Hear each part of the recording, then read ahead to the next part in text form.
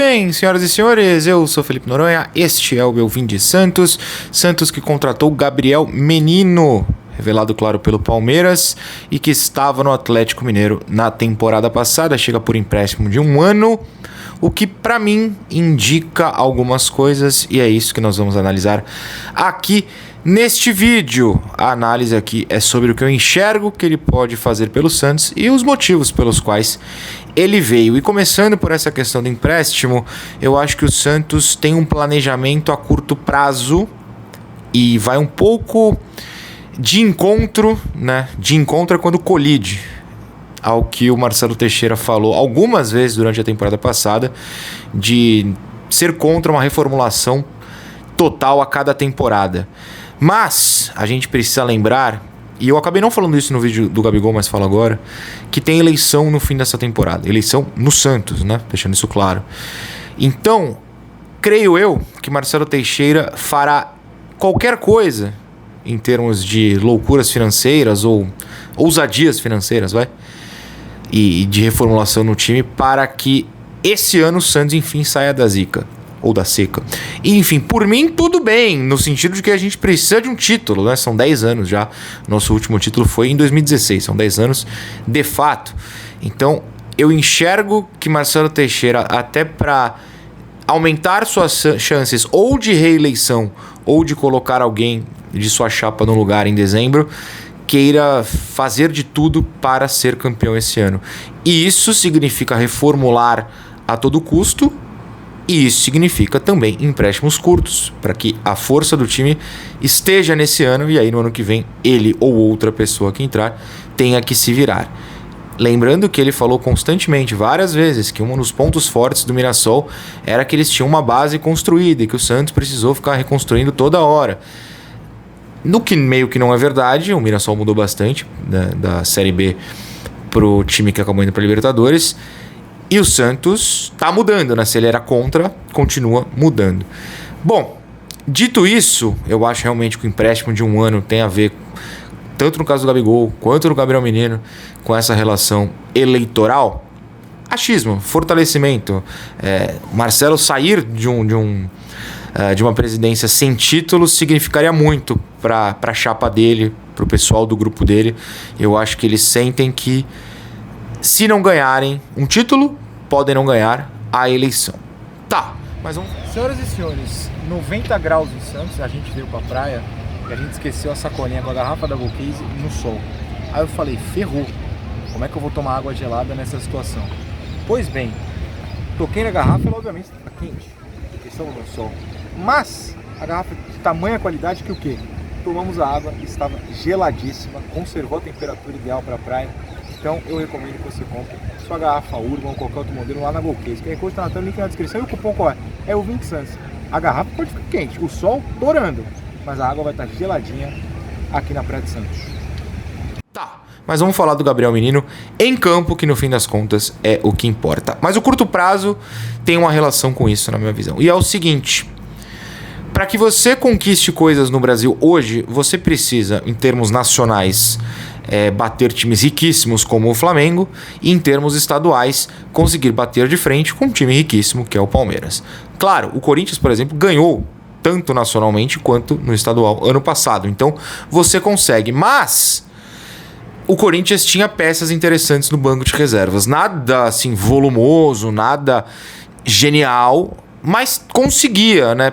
Sei lá, o Memphis ficou fora de uma situação, você tinha uma reposição. Nos torneios de curto prazo, eu tô falando que Copa do Brasil e estadual são assim, não tô falando de 38 rodadas. E o Santos me parece pensar por esse caminho. Então, o que eu enxergo do Gabriel Menino é o seguinte: o Santos tem problemas na zaga, o Santos tem Barratinha um problema claro no ataque, que era a falta de centroavante, e agora tem alguém que eu confio muito. Ainda tem problemas na ponta. E mesmo assim, a gente vê que a prioridade dessa direção, tirando o Gabigol, é sempre o Loyola, que é um jogador de meio campo. Quando o Santos perde o Vitor Hugo, o que o Santos faz? Isso, um dia antes de sair a notícia, eu acertei na live do Trio por um grande acaso.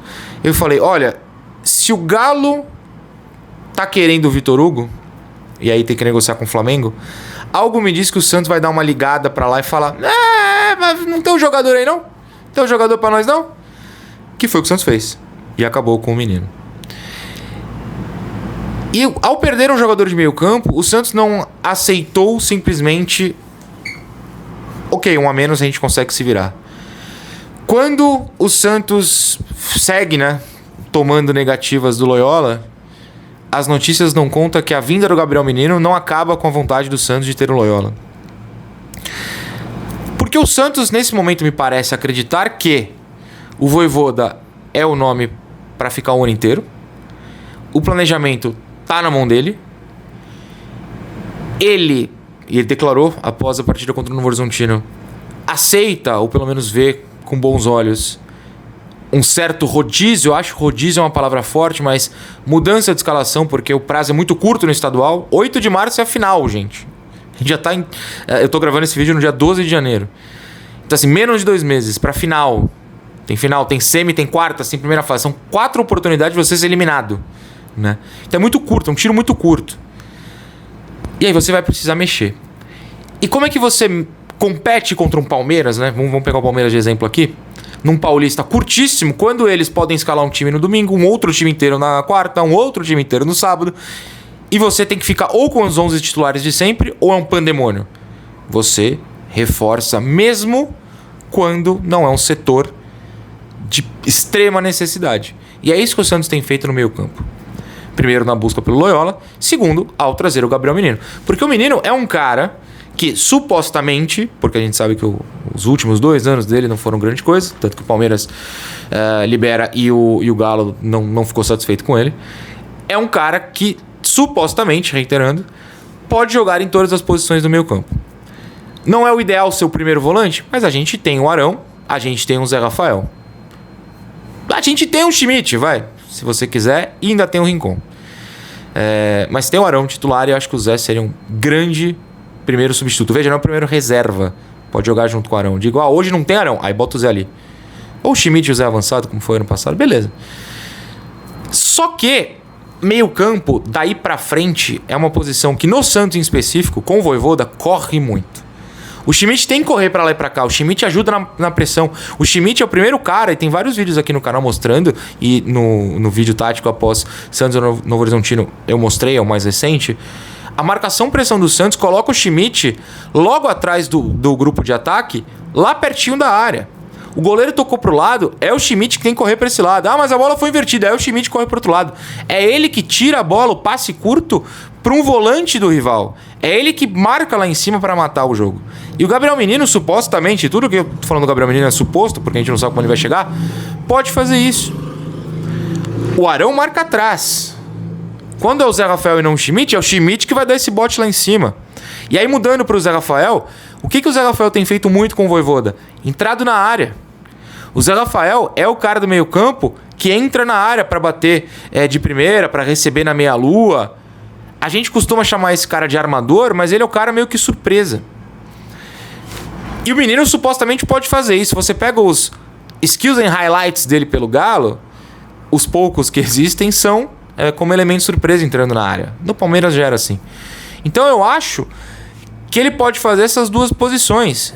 Porque o Vojvoda tem, na observação aqui, claro, ou talvez seja o principal fundamento de jogo dele, a marcação que força o adversário a errar a bola. Eu tenho falado isso bastante recentemente, de que passou do Arão do Schmidt, vira um pandemônio. O Santos tem o seu pilar da marcação no campo de ataque, não é no campo de defesa.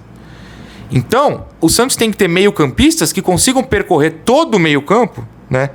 No sentido de não tá fixo de volante, não tá fixo de segundo homem. Vai ter que voltar, vai ter que armar, vai ter que chegar na área. O Santos tem que ter esses caras, por ser uma posição que cansa muito e por ser o pilar do time do Vojvoda. O pilar do time do Vojvoda não é o zagueiro. O pilar do time do Vojvoda, inclusive, graças a Deus, não é o goleiro que tem que catar tudo e a gente rezar pra achar um gol. O pilar do time do Vojvoda, neste momento, não é o Neymar, porque ele não tá jogando. O pilar do time do Vojvoda não é o ponta, tanto que do lado direito ele às vezes abdica e manda o Igor Vinícius subir lá. O pilar do time do Vojvoda é o meio-campo. O meio-campo é responsável pelas grandes interceptações que te impedem a bola de chegar lá atrás. Arão. O meio-campo é o responsável pela entrada surpresa na área, Zé Rafael. E eu acho que o Gabriel Menino, eles enxergam como um cara que pode fazer tudo isso. Se pode mesmo, é outra história, a gente vai ter que esperar. Mas eu acho que fundamentalmente pro Vojvoda do meio-campo é o pilar do time dele, então quanto mais peça, melhor. Olha só, eu posso errar aqui a conta, mas vamos tentar fazer ao vivo na gravação. Grande frase. Arão, Schmidt, Zé Rafael, Rincon, Gustavo Henrique, porque querendo ou não jogou, apesar de ter voltado para a Copinha. Bom tempo. Roleiser, Neymar, eu contei 8 aqui? Eu posso ter esquecido alguém. O Pepe Firmino estava no banco esses dias. Tem o Miguelito, não sei se vai ser utilizado, mas enfim. Vai, só aqui, Barreal eu não tô contando mais como ponto. E eu posso ter esquecido de alguém, além do Menino, então o Menino seria o 10º. Ah, mas e o Loyola? 11. 11 caras para fazer o meio campo. Alguns, claro, com características extremamente ofensivas, Neymar. Outros caras com características muito mais defensivas, Rincon, ou exclusivamente defensivas. E vários polivalentes. Então eu enxergo essa chance do Menino... essa chegada do Menino como um cara para o pilar do time do Vojvoda, que é o meio campo. Um monte de gente polivalente no meio campo. E falando em polivalência... a gente estava ao vivo na live do Trio semana passada, quando a Gabi estava conversando com alguma fonte dentro do Santos e que falou para ela que eles enxergam o Gabriel Menino também como uma possibilidade de fazer a lateral direita. Eu, particularmente, não gosto muito da ideia, mas até é uma questão de gosto, não pega nada.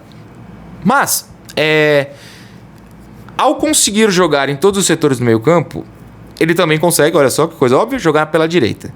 E no Galo, ele jogou muito mais pelo lado direito. E no começo da carreira no Palmeiras, ali 20, 21, também era muito mais pelo lado direito.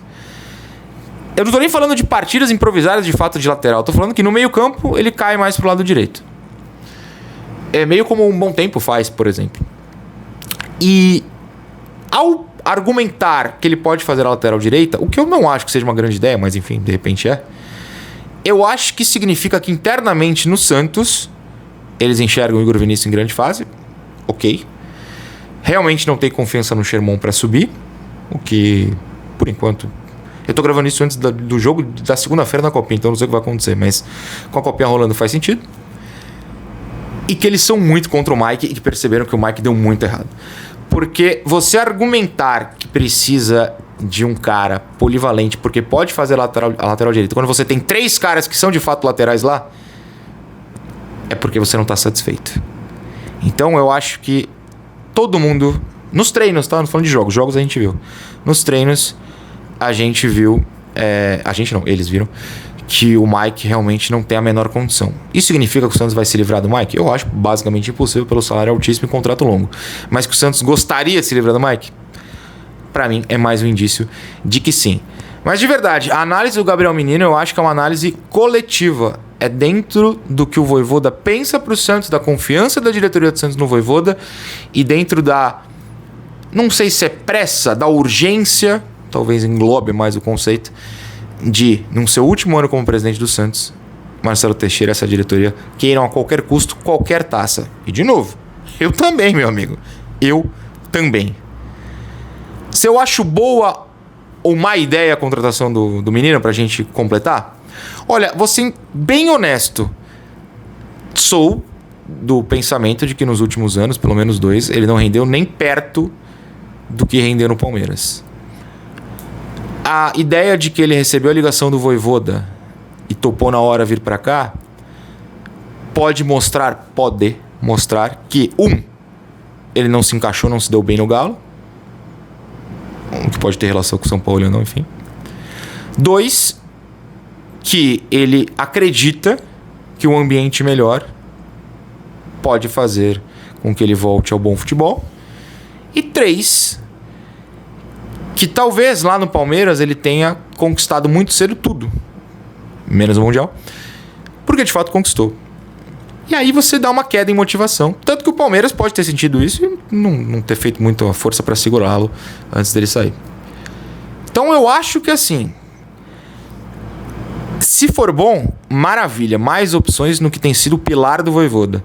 Se der errado, o Vojvoda ler cedo que deu errado e não insistir, tipo afunda no banco, beleza, porque é uma posição em que nós temos peças que Eu ia falar soluciona, é que eu sou muito fã do Arão, né, até aqui. O cara tem solucionado nossos problemas. Mas que podem sempre jogar bem mesmo com um pequeno rodízio, com algumas trocas.